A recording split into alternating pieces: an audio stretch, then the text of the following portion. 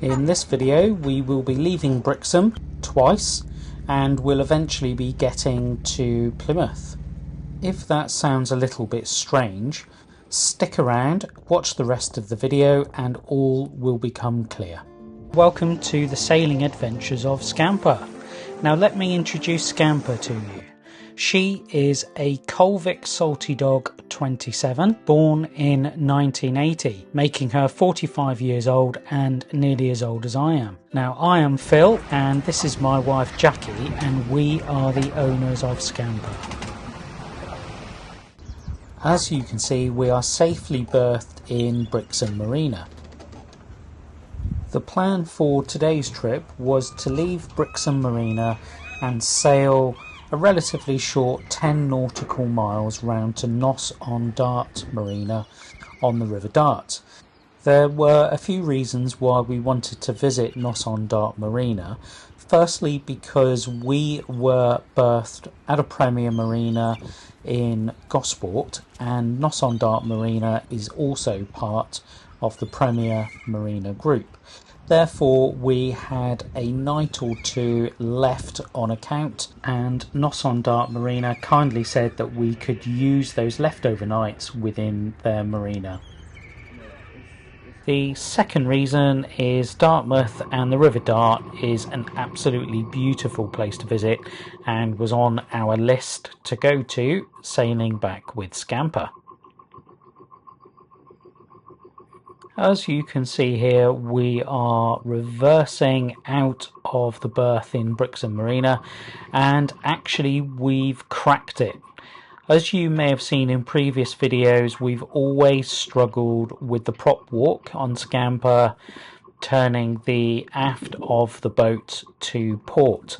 But as you can see here, we are quite clearly turning to starboard and facing the correct direction to leave Brixham Marina.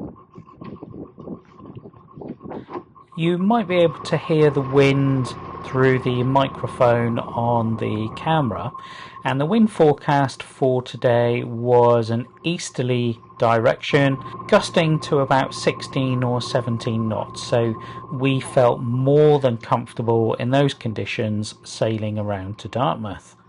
Visibility was also good and the weather forecast was for clear conditions with no rain at all, so everything looked really positive for our trip round.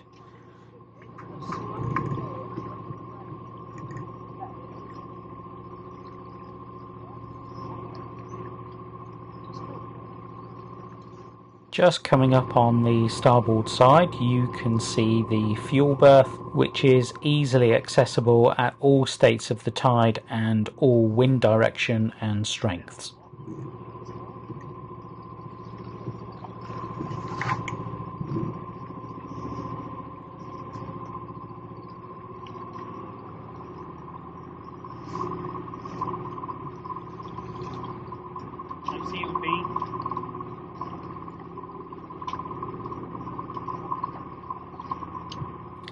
We are now leaving the marina and off our port bow is the commercial fishing port with the fishing boats, and sometimes on this small pontoon off our starboard bow you do get a number of seals just basking in the sunshine.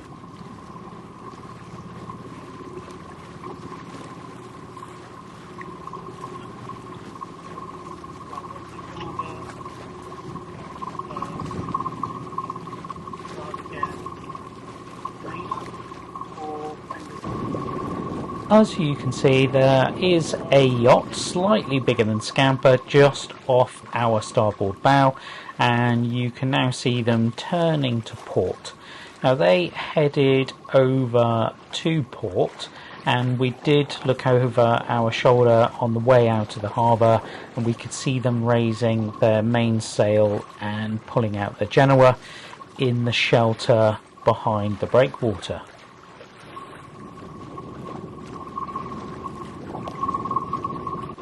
When we got to this point, we had started to notice the increasing wind, but again, still didn't seem anything beyond our capabilities or experience to this point, and were happy to continue. When we rounded the end of the breakwater and headed out to the east, the sea state immediately changed, and as you can see, it is quite choppy with a bit of an easterly swell. Again, at this stage it wasn't too much of a worry for us, although we were already wondering what it would be like further out. Because we were heading straight into the wind at this point, we decided just to motor out a little bit further before hoisting the mainsail and pulling out the Genoa.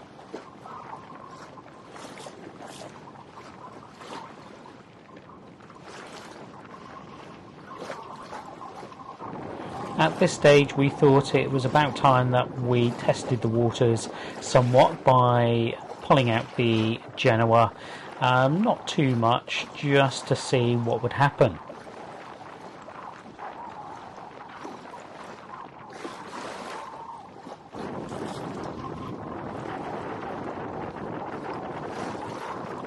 Off our starboard bow is Berry Head, and the further we got out from Brixham Harbour towards Berry Head, the larger the swell was becoming, and also the wind was stronger than was forecast, and we were regularly seeing 18 or 19 knot gusts.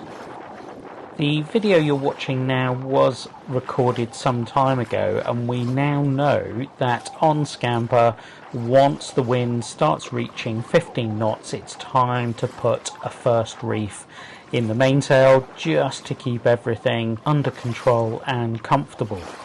At this stage in the video, you may well be able to start seeing some white crests on the top of these small waves. Now, as I said, the closer we got to Berry Head, the more often we were seeing these, and actually when we got past Berry Head, all you could see, far as you could see, were breaking waves.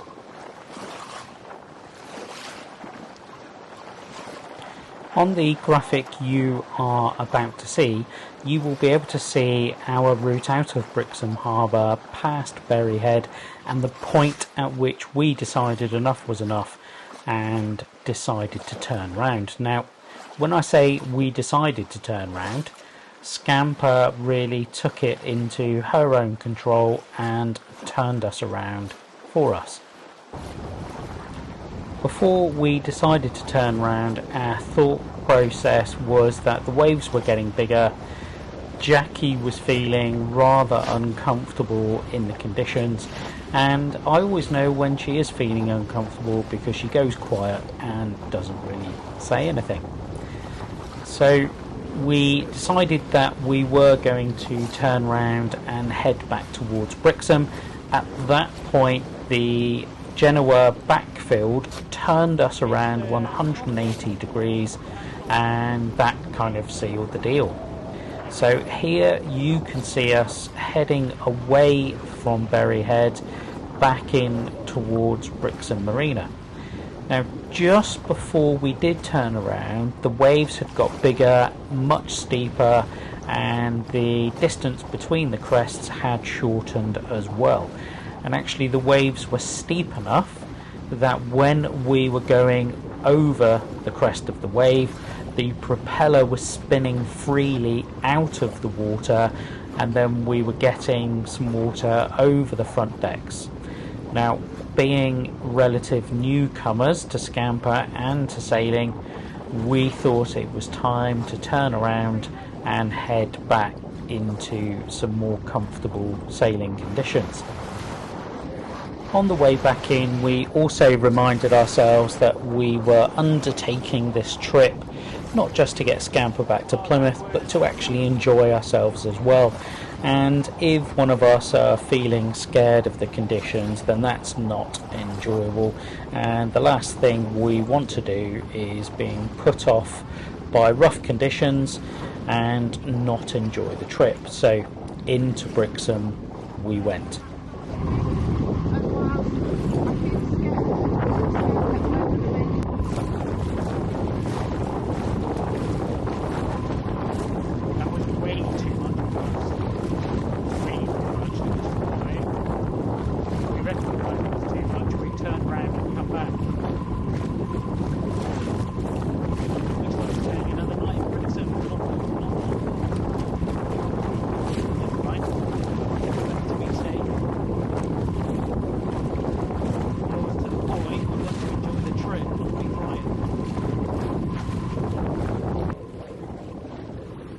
Here we are again entering Brixham Marina with the fuel berth on our port bow, and we were lucky enough to go straight back into the berth that we vacated earlier on. So we were very aware of the approach to the berth, and I suppose one positive from today's outing is that practicing berthing in a marina is always welcome.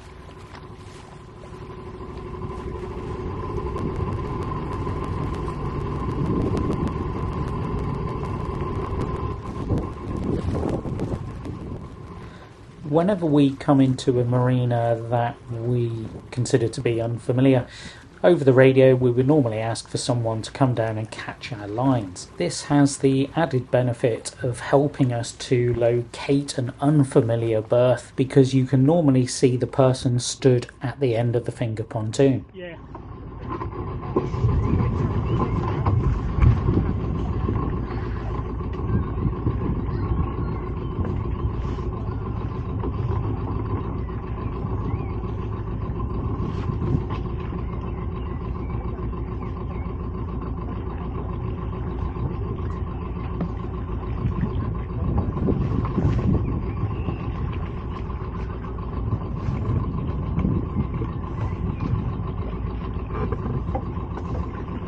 Watch the back.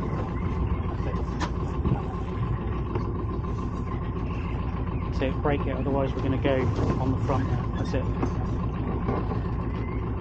Yeah, tie it off.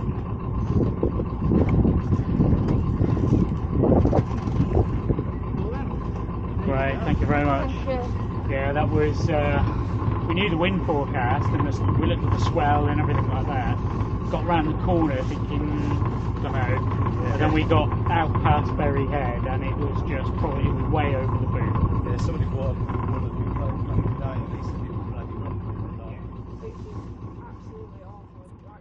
After we mentioned the conditions to the gent working for the marina, he said that just before we left, a large Moody had come around from Dartmouth, and they had said the conditions were absolutely awful, and they apparently experienced relatively large, breaking steep waves that was just absolutely endless, and they decided to cut their trip short and pop into Brixham for the night for some protection. Although the outcome from today's journey wasn't what we expected or wanted, we did learn a valuable lesson, and that is, if conditions just become a bit too rough, a bit too windy for you, the best course of action is just to turn round and head back to safety. We are both very aware of our experience level, our competency, and as I said in the video, the main reason for bringing Scamper back to Plymouth ourselves is to learn how to handle Scamper and really enjoy the trip. Tomorrow's forecast was for rain and poor visibility and very light winds from the southwest. With the easterly swell dropping as well, the conditions sounded absolutely perfect to us, and we were looking forward to setting out again tomorrow morning. The only difference being we would be heading straight for Plymouth and would unfortunately be bypassing Dartmouth. We had some time to spare before heading into Brixham to find something to eat, and we thought we'd have a walk around the harbour and head towards the end of the breakwater. Brixham Breakwater stretches approximately half a mile offshore and is actually a really pleasant walk along the length. Construction started in 1843 and was designed by the local civil engineer called James Meadows Randall. It was completed in 1916 when the present cast iron lighthouse was installed at the end of the pier. And yes, that is the wind you can still hear howling away in the background.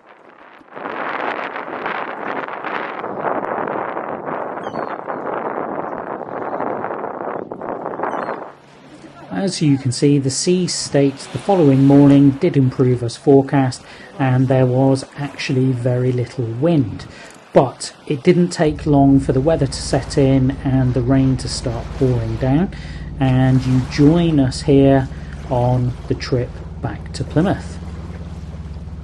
This morning, before we left Brixham Harbour, we decided to take a walk up to the breakwater and have a look for ourselves and not just rely on the weather forecast. So there is another lesson there to be learnt, and that is to use every option available to you when checking conditions and the weather.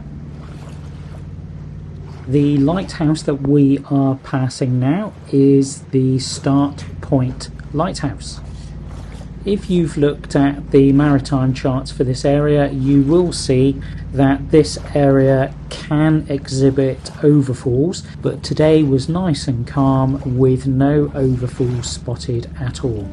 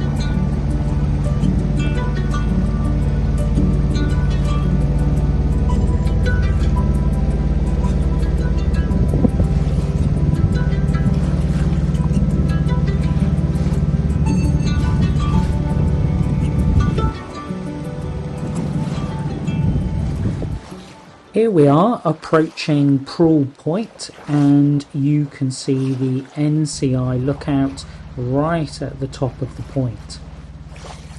If you are passing an NCI lookout around our coastline, they can be contacted on VHF channel 65, and they are always more than happy to complete a radio check with you, and they can also provide a summary of weather and sea conditions.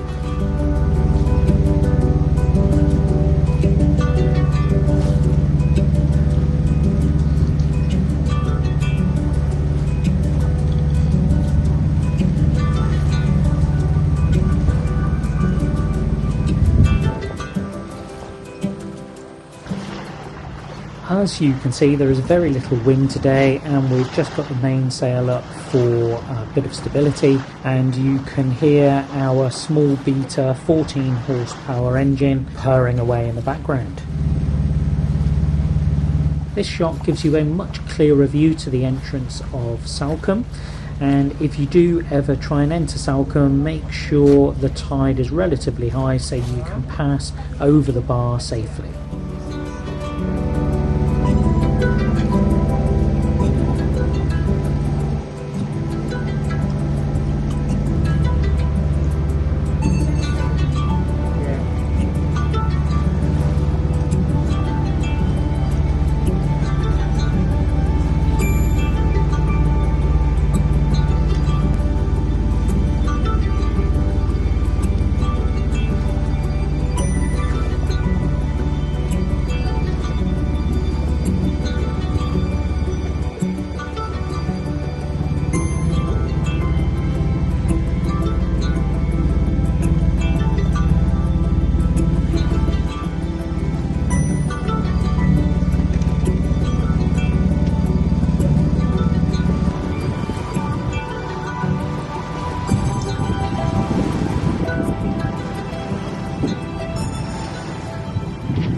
At this point in the journey, we are approaching Plymouth with the Great Mewstone, and as the camera pans around, you will start to notice Garra Point, and behind Garra Point is the entrance to the Elm. The Elm is also an absolutely beautiful place to stay for a night or two, and there are both mooring buoys and visitor pontoons to moor up against.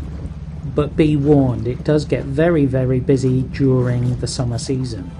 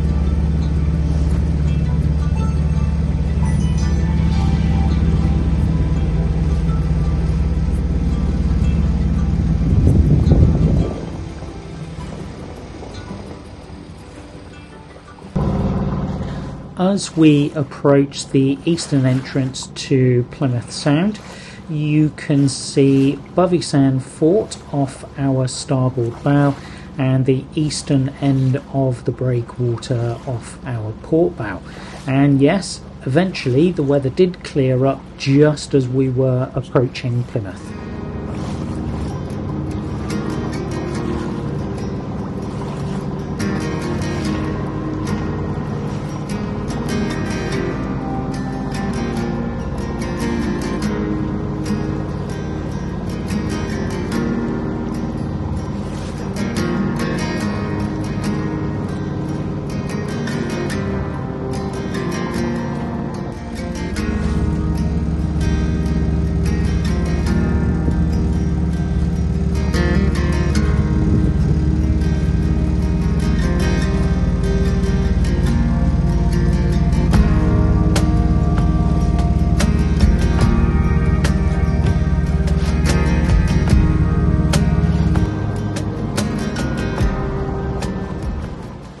We have now passed the eastern entrance and are in the protection of Plymouth Sound.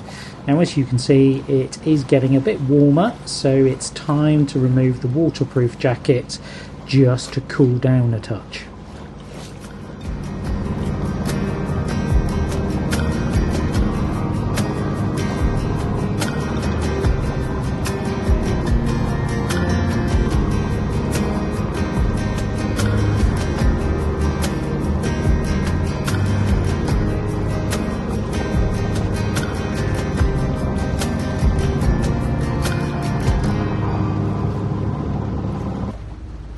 You are now looking at another view of Fort Bovey, panning around Jenny Cliff Bay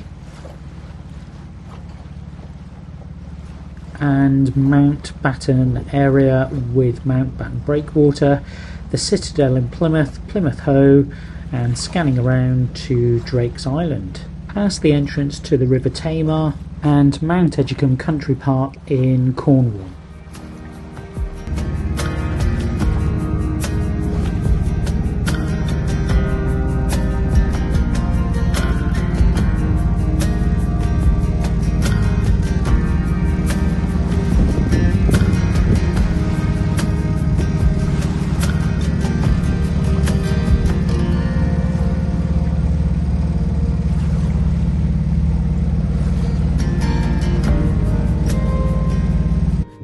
This video footage was recorded by my sister, and they are walking along the Mount Batten Breakwater, and that is Jackie and I waving from Scamper.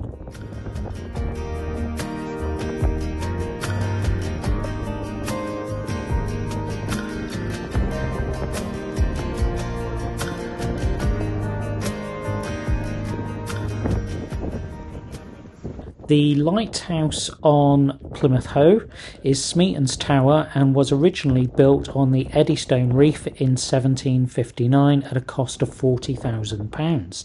It was taken down in the early 1880s when it was discovered that the sea was eroding the rock it was standing on, and the top 2/3 were placed onto Plymouth Hoe. We safely berthed in Yacht Haven Marina, and you can see Scamper resting safely against the finger pontoon.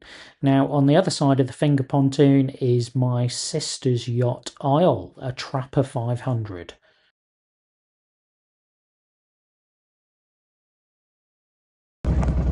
After a quick chat about the journey from Brixham, my sister and family decided to take advantage of the gorgeous weather and popped out onto Plymouth Sound on Isle for a lovely afternoon sail.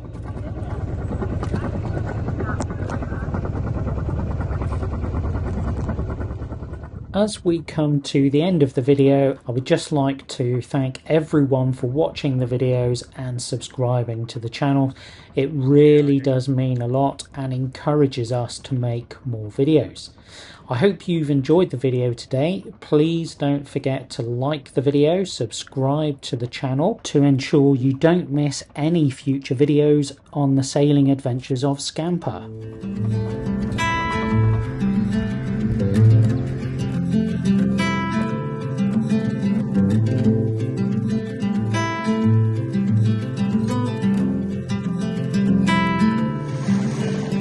Close your eyes, hear the voice within. There's two here, Bean.